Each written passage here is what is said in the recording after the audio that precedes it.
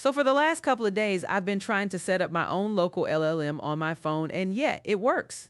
I just need to get Pico Claw or Zero Claw working with it. So in this video, I'll be showing you how to get it running on your phone, hopefully. Welcome back, everyone. I'm Auroa, and let's get started.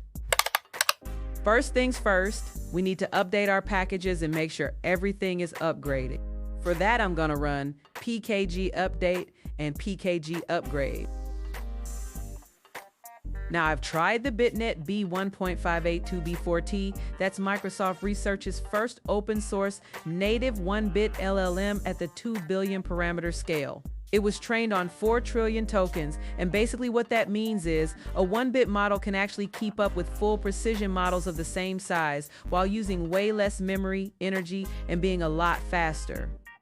But unfortunately, at least on my phone, it just doesn't work. It hallucinates a lot and honestly just talks gibberish. So yeah, not there yet. Next, we're gonna make sure we got our grocery list ready before we start messing around. Since I've already installed and built it, it won't install everything. Y'all should run pkg install git, cmake, ninja, clang, and binutils. So, the cool thing about llama.cpp is you can experiment with different models. Not the big ones, obviously, but something like Phi3 Quantize can actually fit on your old Redmi Note, like your own little mini Pokédex, right there in your pocket.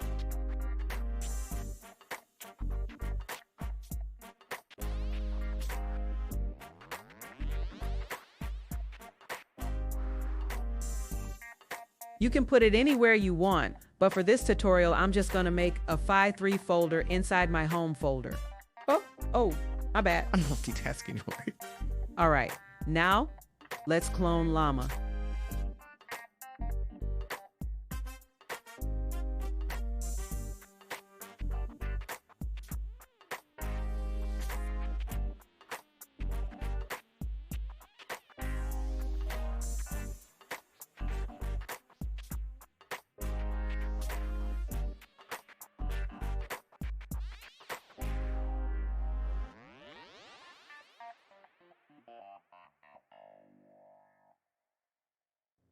Now I'm gonna build.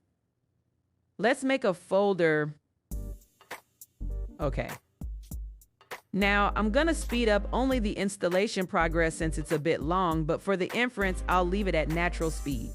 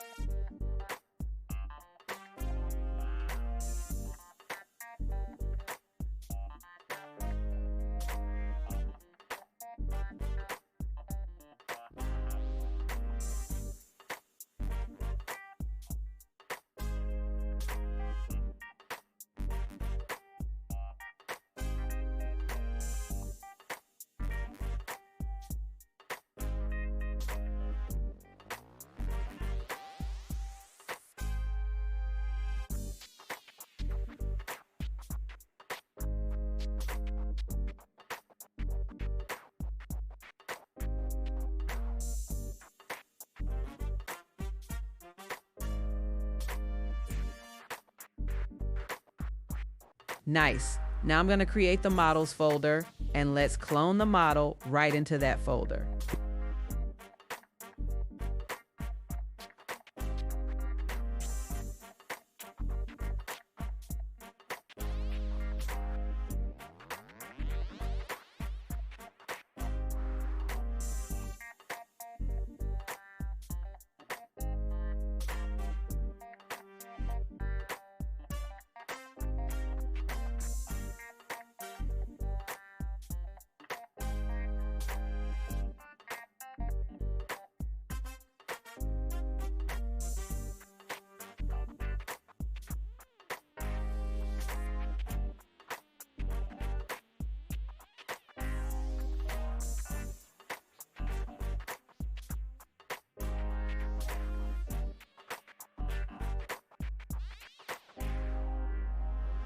You're going to want to add hardware acceleration if your phone supports it. First one is Openblas. Run pkg install Openblas. This speeds up the part where the AI reads your input. And if your phone has a Snapdragon or Adreno chip, you can also install Vulkan to offload work to the GPU. That's PKG install Vulkan-headers, Vulkan-loader-generic, and Vulkan-tools. A bit more advanced, but totally worth it. Now, because Termux runs on Android, it doesn't always handle threads perfectly. So there's 2 more packages worth grabbing. Useful if you want the AI to send you notifications or check your battery. And utility.in Linux, which gives you the task set command, which lets you force the AI to run on your phone's fast cores instead of the power-saving ones. That's called core pinning, and it makes a noticeable difference. And finally, all we have left is writing the script itself. I'll link it in the description so you can just copy it easily. And yeah, as you can see, you can change the prompt to whatever you want. Temperature set to 0.2. I wanted it to feel more like a system tool than a chatbot. Oh, and I set the cores to 4 and dropped the context length a bit to make it run faster. Depending on your phone, you can scale it higher. Okay, let's give it a try.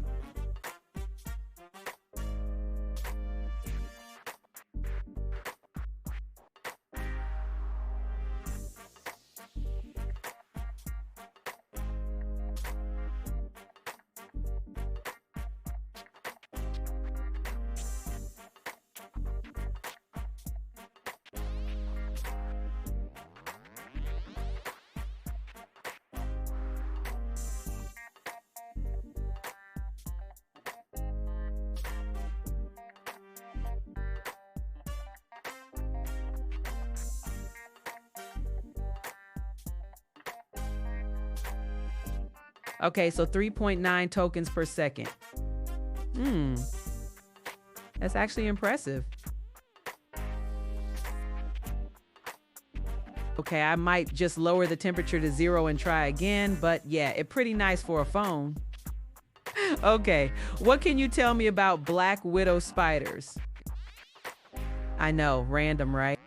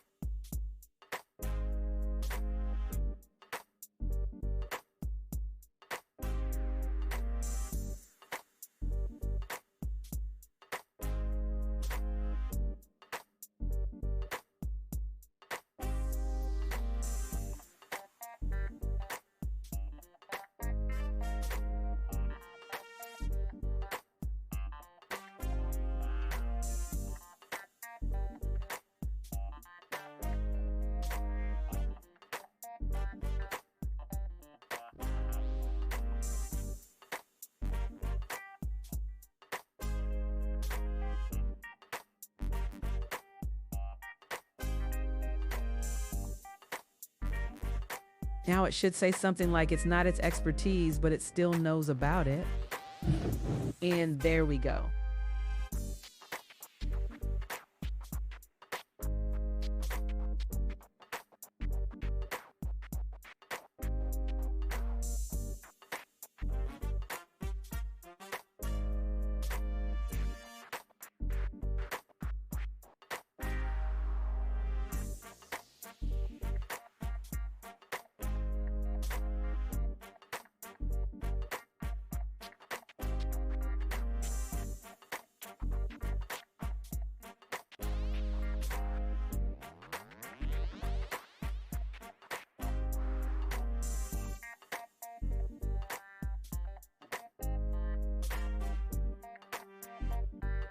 So it was cut in early 2023. So it still should have a decent amount of knowledge, right?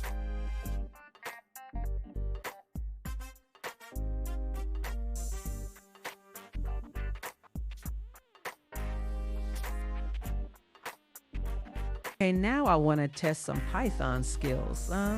Let's see.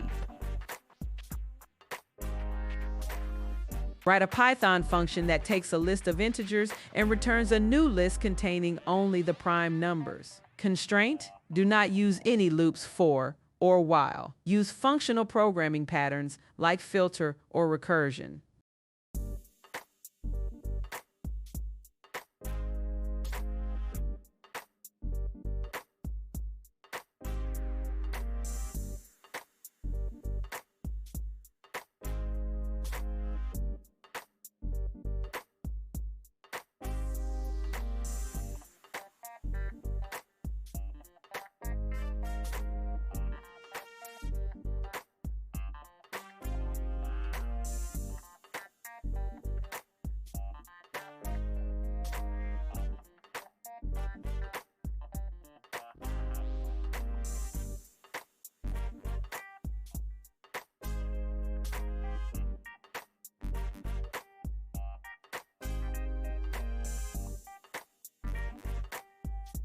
So why is this actually impressive? 3 things. First, it used a square root shortcut instead of checking every single number.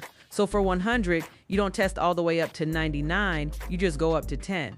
Way faster, no memory meltdown. Second, it handled the number 2 correctly, which sounds simple, but a lot of models actually mess this up. 2 is the only even prime, and it got it right with just 1 clean line. And third, I told it no loops, no for, no while. And instead of giving up, it used recursion, where the function just calls itself to break the problem down. For a compressed model this size, following a rule like that while still getting the math right, that's kind of the whole point.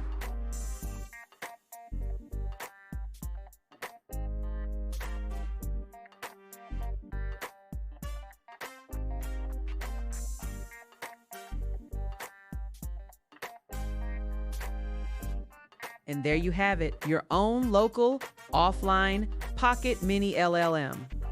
Now go identify some Pokemons out there. So I hope you enjoyed the video. I'm Auroa, and I'll see you in the next one.